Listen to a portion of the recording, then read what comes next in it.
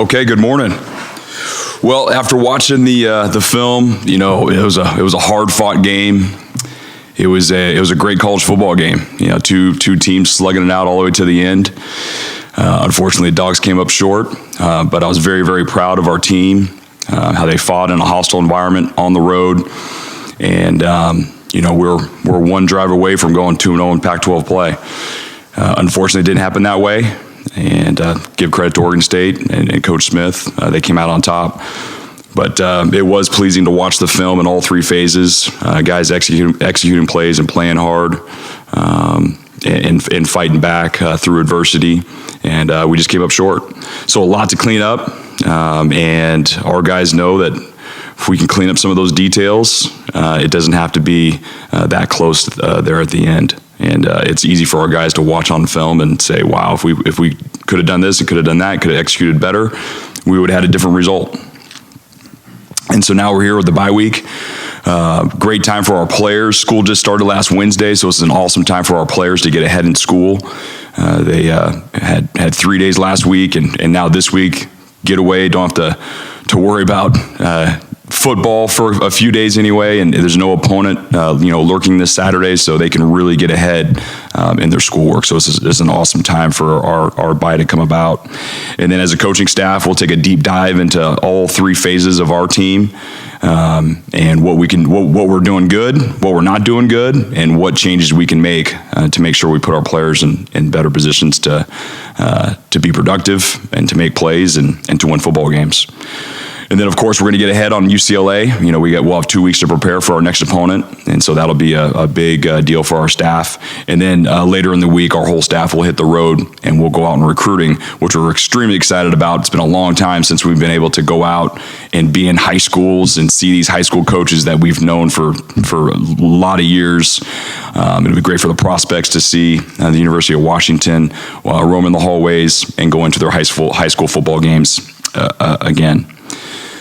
And then some injury status updates here. First, on our coaching staff, Durham Cato, took a hit on the sideline. I've been coaching for a long time, and I've seen coaches take some hits on the sidelines before. He took a big one on the sideline there, and was transferred to the hospital during the game. Thankfully, we got him back, and he's with us. He's healing, but he definitely has some injuries. But he is in the building, and he's going to be okay. So. Kate Otten will get back off of protocol this week, so he'll be able to practice, and we will have him back for our next home game against UCLA. We'll also get back Buki for next Saturday's game. He'll be ready to go. And then my favorite news status: Zion is week to week. Okay, questions? Can you tell us what happened to Durham? Were you there? Yeah, I was about 7-8 yards away, and this happens. It happens a lot, on punt teams. The gunners usually get jammed and get pushed out towards the sideline, and the jammer, the corner who's covering them on punt return, and they're usually right there. So it's a typical play that happens. I know Coach Cato will tell you he's got to keep his head on a swivel. We all do on the sidelines. It can be a crazy place, and I think he was looking down at his play sheet or something, and he got hit. How bad did he get hurt? He got bad. He got hurt pretty bad. So I don't want to go into the injuries, but he had to be transferred to the hospital in the middle of the game, and we didn't have him after that play until we were boarding the bus to go to the airport. That's something that might keep him off the sideline against UCLA, or? Possibly. It's something that's going to keep him off the recruiting trail this week, and we'll see. I guess he's week to week as well. When something like that happens, how do you delineate coaching responsibility, talking to the tight ends? How do you shift in game when? It was awesome. Yeah, we were on top of it. Aaron Knotts, our chief operating officer, he was all over it. Our chief of staff, excuse me. We upgraded Thomas Ford, our quality control, our analyst.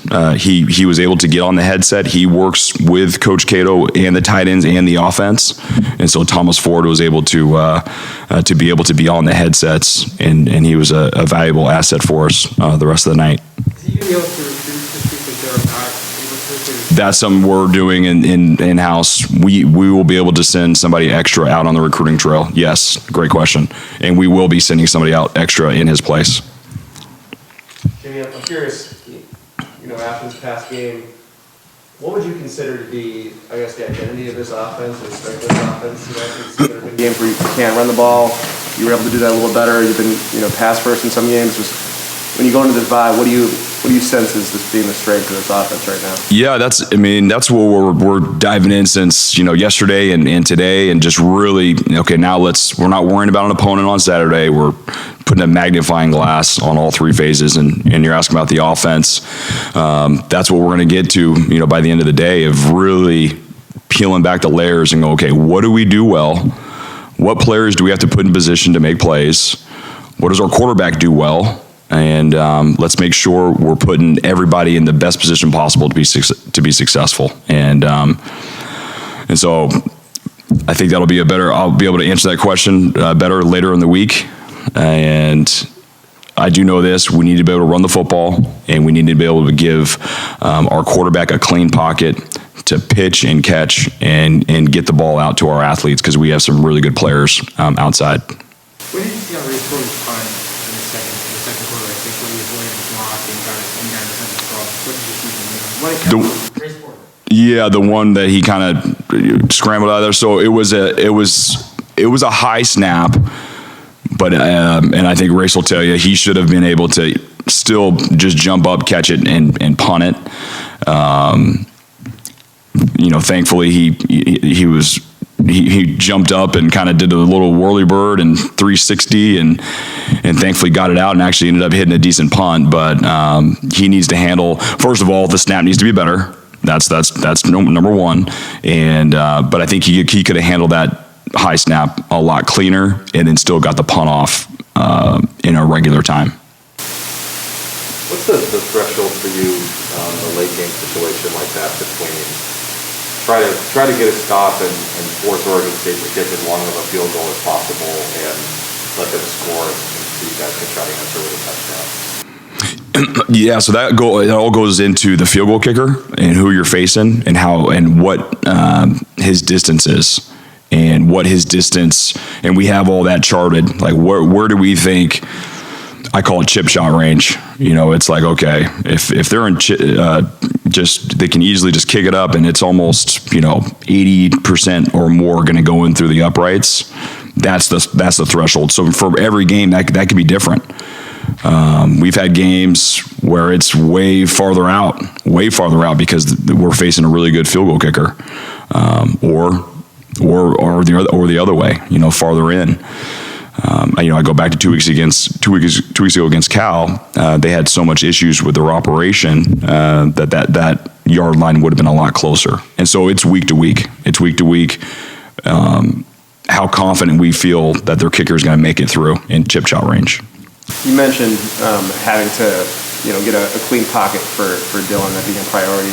How have you seen him manage pressure to this point and manage blitzing and just try to react in those situations? Yeah, well, it's not all on him. It's at first it starts with the coaches. We got to make sure we're giving good protections that he can feel comfortable with, and I think he's handled it well. But it's also on the offensive line, and so there's times there where he feels he should have a clean pocket, and then all of a sudden someone's coming clean. We need to block those guys with our offensive line, our running backs, and our tight ends.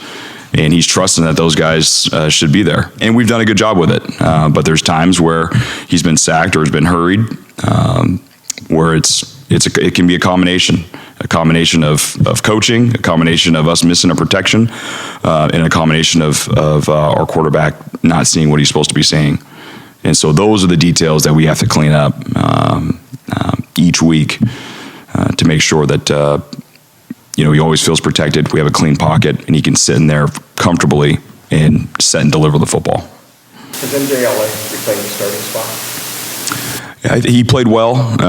Julius has played well as also throughout this year. So I think we have two quality players that continue to battle it out. And like I always say, it's never set in stone. It's who's playing the best right now, who can give us the best chance to win. And MJ had some good plays. Julius had some good plays. And so now we have 2 weeks here before our next football game, and we'll see who gets the nod, and then there also might be a rotation as well. Those are 2 quality football players. Jalen, Jimmy, you mentioned that your playmakers need to get the ball more in space. You have a lot of those guys. Jalen and Rome had, I think, 7 targets combined in that game. Do those guys need to have the ball in their hands more? They do. Yeah, yes, they do, and so does Terrell Bynum, and so does Cade Otten when Cade Otten gets back. We have a lot of playmakers.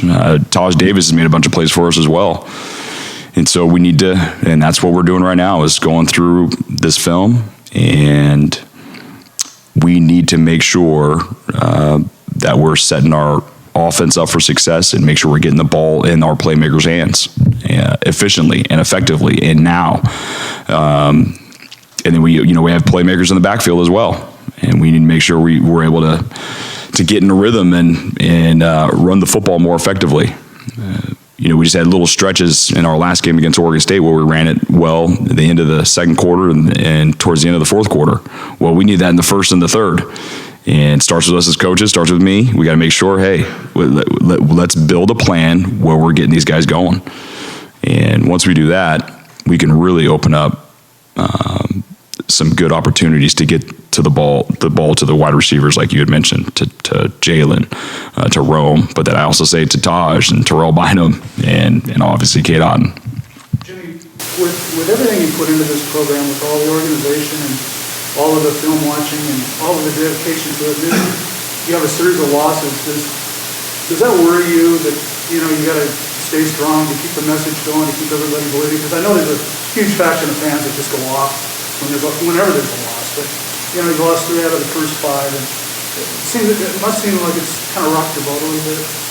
No, it hasn't. No. We know that we have things to clean up, and we know if we operate a little better in all 3 phases, those games could have gone the other way very, very quickly.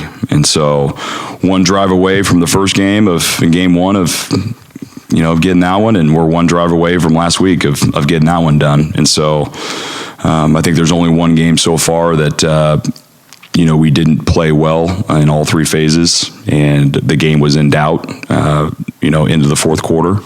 And so, to answer your question, no. How do you evaluate the safety position?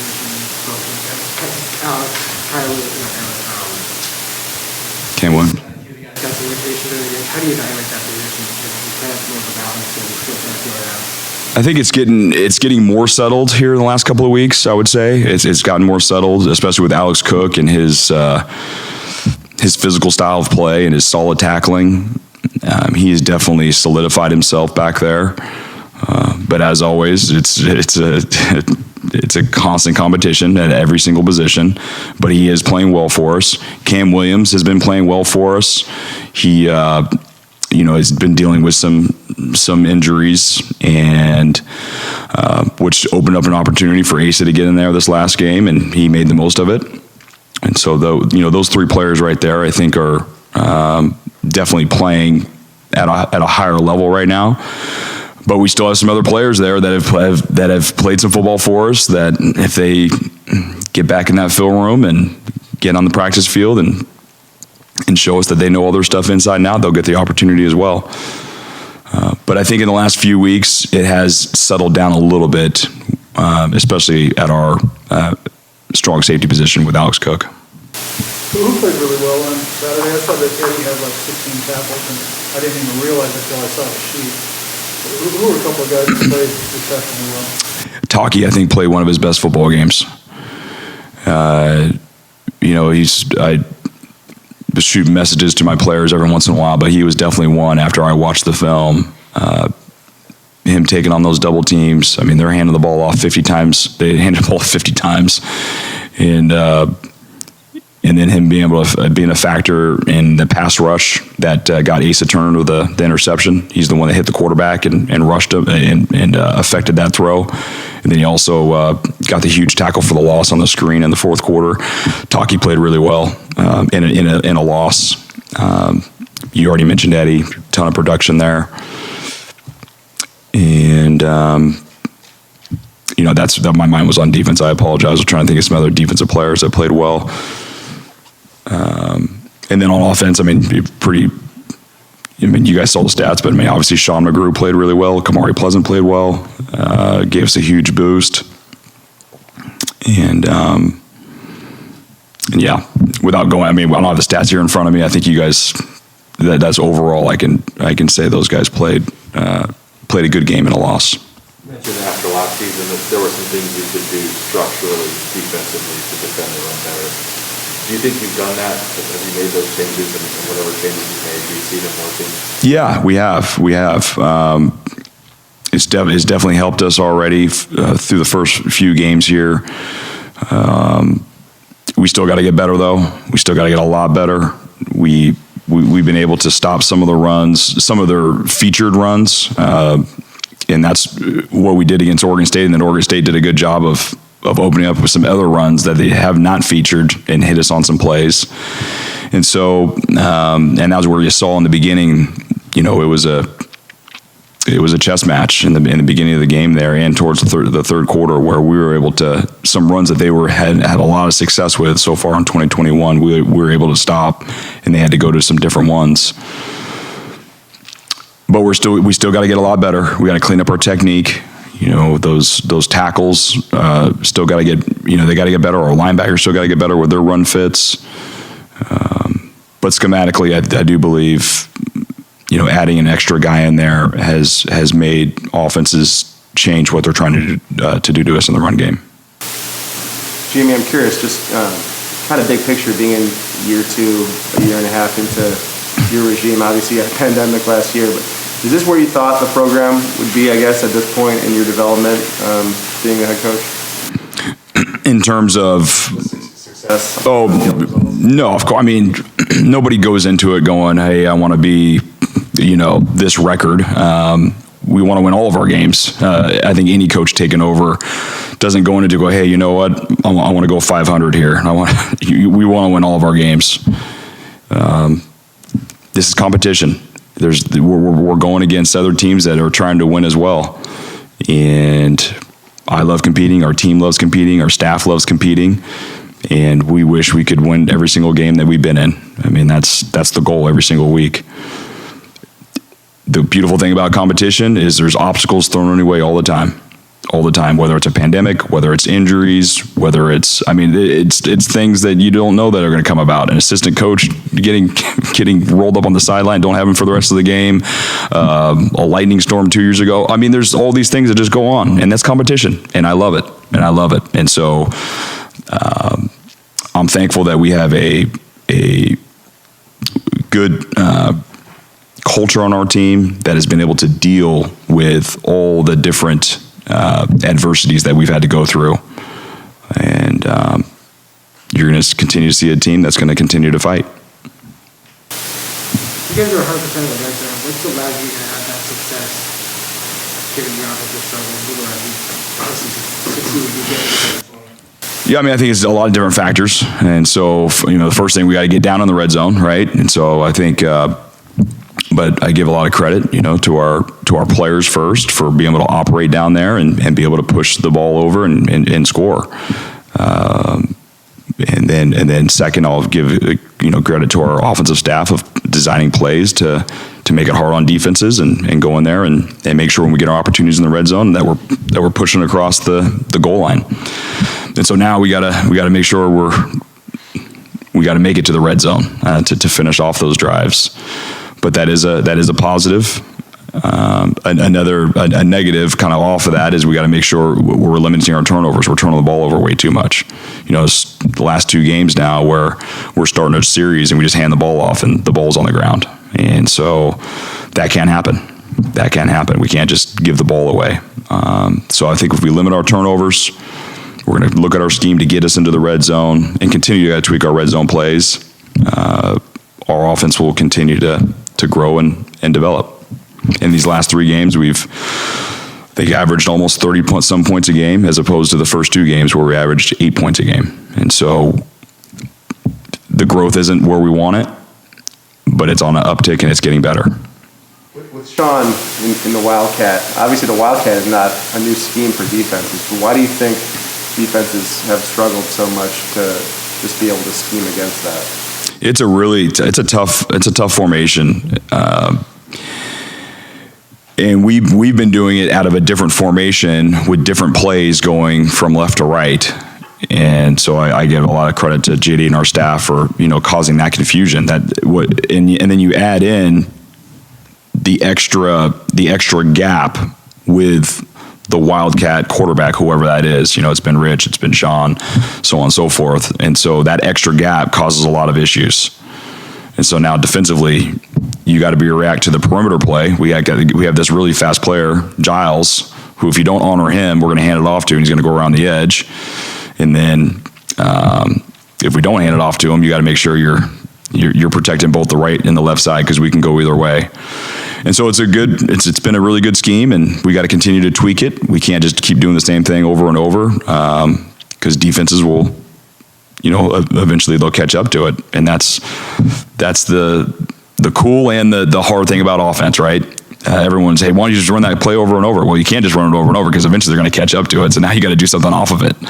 And so that's what our jobs as coaches to do is to put those players in good position where that play continues to work. Have you seen defenses honor the jet sweep action since he hasn't given it yet this year? Oh yeah, well on our touchdown, just watch the video. Our last touchdown against Oregon State, 4 defenders went to Giles and Sean McGrew right in the end zone. Oh yeah, they honor for sure. You've got Negwa in school. Is there any thought to getting him into practice? I know he was injured when he left high school. Will he be able to practice this fall? Yes, he will. Yep, he'll be able to practice. Jimmy, I talked a little bit about this after the game, but we had the 3 running backs back in the Wildcat and pulling out. What did that do to Oregon State's defense? And also, when we talked to Dylan, he said that Sean McGrew had the strongest arm of any non-quarterback on the team. You gonna let him air it out? Yeah, I would definitely let him air it out. To go back to your question, anytime you change your personnel group, that always it's gonna throw a wrench into defensive plans, and so they're probably scrambling. We hadn't shown that.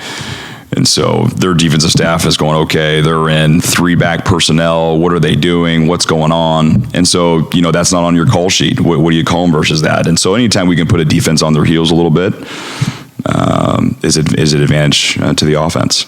And so that, I'm sure that, without me being in their building, I'm sure that caused a little confusion. And obviously we had some success. Watching the film of those specific plays, what did you see? Production, positive plays. A lot of positive plays, no negative plays. I saw 3rd down conversions, and I saw 2 touchdowns. Tim Horn didn't make the trip? Yes, so I probably should address that. So Tim Horn, we've decided to redshirt Tim Horn. And so here moving forward, Addison Schrock will be our backup kicker. And also you saw that Peyton Henry was our lead kickoff guy. And by the way, did an excellent job. He kicked off he banged everyone through the end zone and was a touchback, was 100% versus Oregon State. I should have let off with that. Thank you, Christian. Is that like trying to have him for another year down the road? Correct. Anything else? What made you want to partner with Husky Hope? If you guys had to stick around the side, and how maybe talk about what went into that decision? Oh, that's an easy decision. Just as a trade, did you guys hear the question? Tyler Helinski's Hope. So he, I remember going to his high school in recruiting and just seeing just such a bright-faced young man, smiling, and he was the leader of that team when he was just a high school prospect, and just the tragic story that came out, from him, and I know his family obviously is still dealing with all that tragedy. We wanted to put a huge spotlight on mental health awareness, and as soon as that was approached to us, we were like, yes, we're all in. Well, we'll do this anytime you want, because we have to put a spotlight on mental health awareness. Mental health awareness is a huge issue. And there's a lot of people out there that have things going on. They might look like they're happy as can be, but deep down, and maybe sometimes not even deep down, they're not doing so well. And if we can, make sure everyone's aware of that, maybe we can make sure a tragedy like what happened to Tyler and his family doesn't happen again. Jimmy, I know you work 7 days a week, and it took me a while to figure out that sometimes working 5.5 days a week, I was more fit than in the next 7. Are you guys going to get a little bit of time off to just kind of take down and recharge, and the players as well? Oh, the players, for sure. Yeah, the players have the day off today. They'll have a couple of days off. We were definitely getting the players out of here.